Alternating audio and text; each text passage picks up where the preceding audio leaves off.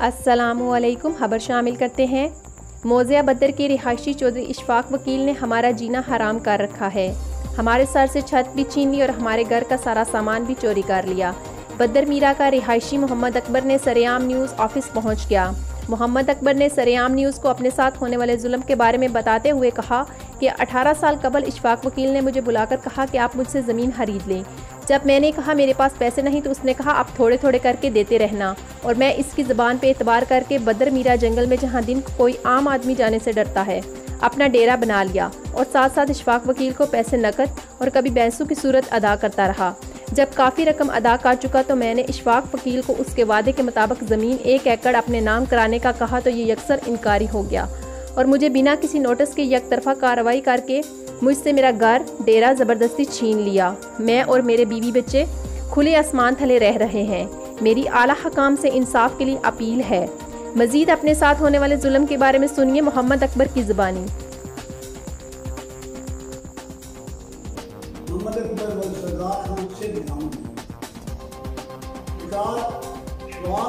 ने मुझे बोला कि मामा जी इधर आओ, किले की डेरा ला लो, तुम तेरे ना करा दूंगा तो तुम थोड़े थोड़े पैसे दे के तेरे बाद ना करा। इसने मुझे मेरे से बहुत रकम लै ली, 18 लाख तक लै ली। सब मेरा हैल भी लै चला, मजा भी लै चला, ये तेरे ना करा मेरे ना। इसने जुल्म ये है कि जब 18 साल के बाद मैं उठे बहुत बड़ा ब्रांड भाई की गमें छे है। मैं अपनी जरूर इन्हें आख्या मामा जी छो, मैं तेरे ना करांगा, धी तेरी लगती तेरे ना करांगा, तू शुरू करो। इस मैं बनाता रहा मकान ये वो ये बदला जाए जी बाजो में तैयार हो खरीद लें तो तेरे ना करानी। हालांकि 18 साल हो गए, मैं वो बड़े गरीब आदमी आ, मैं जोड़ जोड़ के मैनू ये जमीन इन्हें दी कि तू तेरे ना करांगा।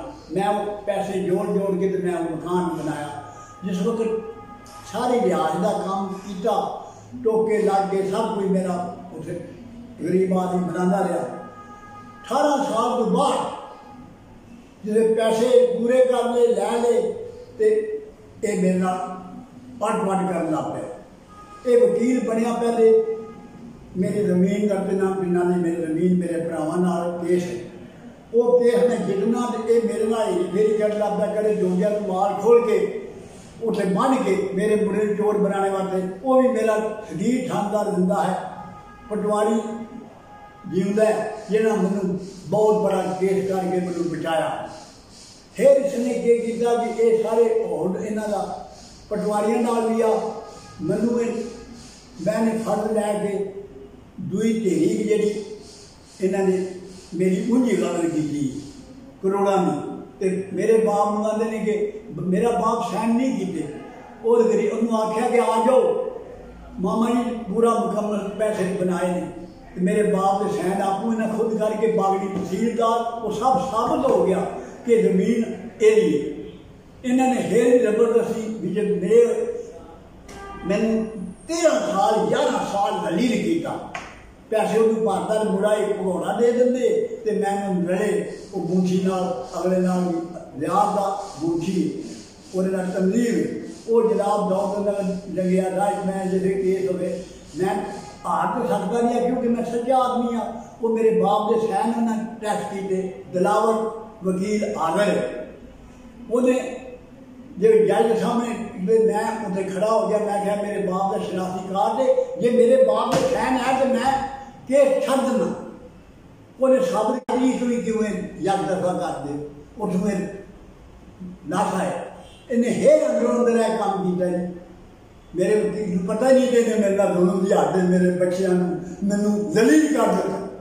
18 लाख रुपया भी ले तेरे ना करांगे, अज वो भी नहीं करा रहे। मेरे बाप की जरात है जोड़ा मेरे हाथ में होया, मैं अपील की भी मैडम ये जीवदी उत्थे मुझे जाना मैं उन्हें आर्डर कराना नहीं कर देंगे पे, कमजोरी कर देंगे, पैसा ना बच्चे मैंने दलील करके मेरा एक काम कर दे। मैं अकबर का पुत्र हाँ, थानेदार सरदार खान का पुत्र हाँ। ਸਾਡਾ ਜਨਾਬ ਵਕੀਲ ਇਸ਼ਫਾਕ ਨਾਲ ਜਿਹੜਾ ਨਾ ਬਹੁਤ ਅਰਸੇ ਤੋਂ ਅਸੀਂ ਰਹਿ ਰਹੇ ਸੀ ਜਗ੍ਹਾ ਦੇ ਵਿੱਚ। ਇਹਨੇ ਖੁਦ ਬੁਲਾ ਕੇ ਸਾਨੂੰ ਡੇਰਾ ਲਵਾਇਆ ਸੀ। ਇਹ ਕਿਹਾ ਕਿਲਾ ਜਗ੍ਹਾ ਤੁਹਾਨੂੰ ਦੇ ਦੇਵਾਂਗੇ, ਥੋੜ੍ਹੇ ਥੋੜ੍ਹੇ ਕਰਕੇ ਪੈਸੇ ਦੇ ਦੇਣਾ, ਜਦੋਂ ਪੈਸੇ ਪੂਰੇ ਹੋ ਗਏ ਤੁਹਾਡੇ ਨਾਲ ਲਵਾ ਦੇਵਾਂਗੇ। ਜਦੋਂ ਪੈਸੇ ਪੂਰੇ ਹੋ ਗਏ ਨੇ ਉਸ ਤੋਂ ਬਾਅਦ ਅਸਾਂ ਜਿਹੜਾ ਕੇਸ ਚਲਾ ਰਹੇ ਸੀ ਆਪਣੀ ਖਾਨਦਾਨੀ ਵਿਰਾਸਤ, ਆਪਣੇ ਦਾਦਾ ਦੀ ਵਿਰਾਸਤ, ਠੀਕ ਹੈ, ਉਹ ਅਸੀਂ ਛੱਡਣਾ ਨਹੀਂ ਚਾਹੁੰਦੇ, ਠੀਕ ਹੈ। ਉਹ ਕਾਫੀ ਅਰਸੇ ਤਕਰੀਬਨ 10-12 ਸਾਲ ਤੋਂ ਕੇਸ ਚੱਲਦਾ ਰਿਹਾ। ਉਹਦੇ ਵਿੱਚ ਕੁਝ ਫੈਸਲੇ ਸਾਡੇ ਹੱਥ ਵਿੱਚ ਹੋ ਵੀ ਚੁੱਕੇ ਨੇ, ਦੁਬਾਰਾ ਪੇਸ਼ ਕਰ ਦਿੰਦੇ ਨੇ। ਔਰ ਇੱਕ ਵਕੀਲ ਇਸ਼ਫਾਕ ਜਿਹੜਾ ਹੈ ਇਹ ਕੇਸ ਸਾਡੇ ਖਿਲਾਫ ਲਾ ਰਿਹਾ ਉਹਨੂੰ, ਔਰ ਸਾਨੂੰ ਇਹਨਾਂ ਨੇ ਬਹੁਤ ਜ਼ਿਆਦਾ ਸੋਹਣਿਆ ਕਰ ਲਿਆ, ਬਹੁਤ ਜ਼ਿਆਦਾ। ਹੁਣ ਤੇ ਜਿੱਥੇ ਮੌਜੂਦਾ ਸਾਨੂੰ ਜਗ੍ਹਾ ਜਿਹੜੀ ਇਹਨਾਂ ਨੇ ਜ਼ੁਬਾਨੀ ਕਲਾਮੀ ਦਿੱਤੀ ਸੀ ਸਾਡੇ ਵਾਲਦ ਨੂੰ, ਅਸੀਂ ਉਸ ਸਮੇਂ ਛੋਟੇ ਛੋਟੇ ਸੀ, ਠੀਕ ਹੈ। ਔਰ ਤਕਰੀਬਨ ਜਿਹੜਾ ਨਾ ਕਰਦਿਆਂ ਤਕਰੀਬਨ 18 ਲੱਖ ਰੁਪਇਆ ਸਾਡੇ ਕੋਲੋਂ ਇਹ ਲੈ ਚੁੱਕੇ ਨੇ। ਕੋਈ ਮਵੇਸ਼ੀ ਦੇ ਨਿਜ਼ਾਮ ਦੇ ਵਿੱਚ ਕੋਈ ਨਗਦ, ਔਰ ਕੁਝ ਸਾਡੇ ਕੋਲ ਹੈ ਸਾਲ ਬਾਅਦ ਲੈਂਦੇ ਰਹੇ ਨੇ 10-12 ਟਰਾਲੀਆਂ, ਉਹ ਅਸੀਂ ਅੱਗੇ ਬਾਹਰ ਵੇਚਦੇ ਸੀ, ਇਹ ਉਲਟਾ ਸਾਡੇ ਕੋਲ ਇਹ ਲੈ ਲੈਂਦੇ ਸੀ ਅਤੇ ਜਗ੍ਹਾ ਨਹੀਂ ਲੈਣੀ ਪਈ ਸਾਡੇ ਕੋਲ, ਠੀਕ ਹੈ। ਔਰ ਬਹੁਤ ਜ਼ਿਆਦਾ ਸਾਡੇ ਨਾਲ ਜਿਹੜਾ ਜ਼ਿਆਦਤੀ ਕੀਤੀ ਜਾ ਰਹੀ ਹੈ। ਵਕੀਲ ਇਸ਼ਫਾਕ ਇਹ ਪੜ੍ਹਿਆ ਲਿਖਿਆ, ਅਸੀਂ ਅਨਪੜ੍ਹ ਲੋਕ ਹਾਂ, ਠੀਕ ਹੈ। ਇਸਨੇ ਸਾਡੇ ਤੇ 2-2 ਪਰਚੇ ਵੀ ਕਰਵਾਏ ਨੇ, ਆ ਦੇਖ ਸਕਦੇ ਨੇ ਸਬੂਤ ਹੈ, ਚੋਰੀ ਦੇ ਪਰਚੇ ਕਰਵਾਏ ਸਨ, ਠੀਕ ਹੈ। ਹੁਣ ਤੇ ਸਾਡੇ ਕੋਲ ਇਸਨੇ ਡੇਰਾ ਵੀ ਖੋਲ੍ਹ ਲਿਆ ਔਰ ਸਾਡਾ ਸਮਾਨ ਤੇ ਵੀ ਕਬਜ਼ਾ ਕਰ ਲਿਆ। ਅਸਾਂ ਮਿਹਨਤ ਕਰਕੇ ਮਵੇਸ਼ੀ ਪਾਲ ਕੇ ਉਹਨਾਂ ਨੂੰ ਵੇਚ ਕੇ ਅਸਾਂ ਉਹਨਾਂ ਵਾਸਤੇ ਜਿਹੜਾ ਆਪਣਾ ਰਹਿਣ ਦਾ ਬੰਦੋਬਸਤ ਕੀਤਾ ਸੀ ਅਤੇ ਉਹਦੇ 'ਤੇ ਉਹ ਕਬਜ਼ਾ ਕਰ ਚੁੱਕੇ ਨੇ। ਪੁਲਿਸ ਲਿਆ ਕੇ ਡਿਗਰੀਆਂ ਕਰਵਾ ਕੇ, ਜਿਸ ਤਰ੍ਹਾਂ ਵੀ ਸਾਨੂੰ ਉਸ ਬਾਤ ਦਾ ਕੋਈ ਪਤਾ ਨਹੀਂ, ਠੀਕ ਹੈ। ਕੋਈ ਖਬਰ ਹੁੰਦੀ ਹੈ, ਕੋਈ ਪਤਾ ਹੁੰਦਾ ਹੈ ਕਿ ਸਾਡੇ ਖਿਲਾਫ ਕੇਸ ਚੱਲ ਰਿਹਾ ਹੈ ਜਾਂ ਹੈ ਉਹਦੇ ਖਿਲਾਫ ਜਿਹੜਾ ਉਹਨੇ ਅਪੀਲ ਕਰਾਈ ਸੀ ਔਰ ਉਹਦੇ ਹੱਥ ਫੈਸਲਾ ਹੋ ਚੁੱਕਾ ਹੈ, ਉਸ ਚੀਜ਼ ਦਾ ਸਾਨੂੰ ਕੋਈ ਇਲਮ ਨਹੀਂ ਸੀ, ਠੀਕ ਹੈ।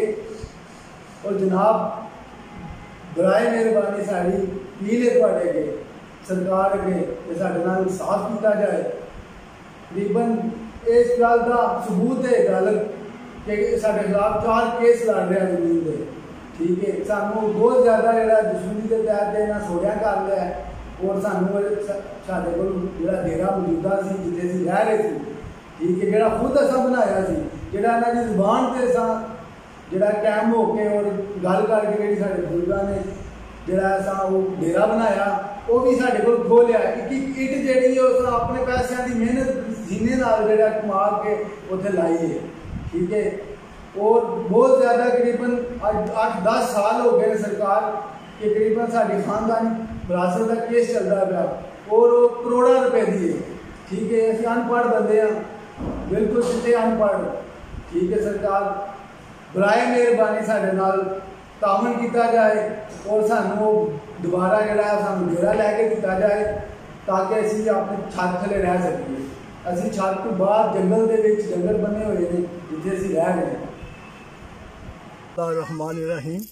पहला तो मैं इस मीडिया टीम का मशकूर हाँ कि जी इत्थे तशरीफ लियाई है तो एक साइल का या एक पार्टी का मौकफ सुन के ही नहीं आगे गल बढ़ाया, दूसरी पार्टी ने मौका दिता है कि वो अपना मौकफ जो पेश कर सकन।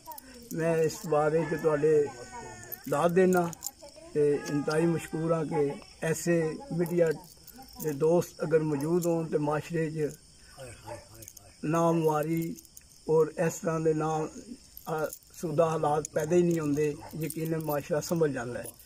मैं तुहाडे भाइयों की सत नाल तुहाडे इस मीडिया के सत नाल इस ते मुख्तसर जिहा यही कहांगा कि ये मेरा मलकीती ते मकबूजा डेरा है जिसका कब्जा मैंने बकायदा सिविल कोर्ट खाड़ियां बेदखली का दावा करके जिहड़ा मेरा डिग्री होया है वो भी एग्जीक्यूशन पटीशन के थ्रू अकॉर्डिंग टू लॉ कब्जा लिया है, जिहड़ा कि मुतलका महकमा रेवन्यू और महकमा पुलिस ने बकायदा मौके पर आके मैनू हैंड ओवर किया है।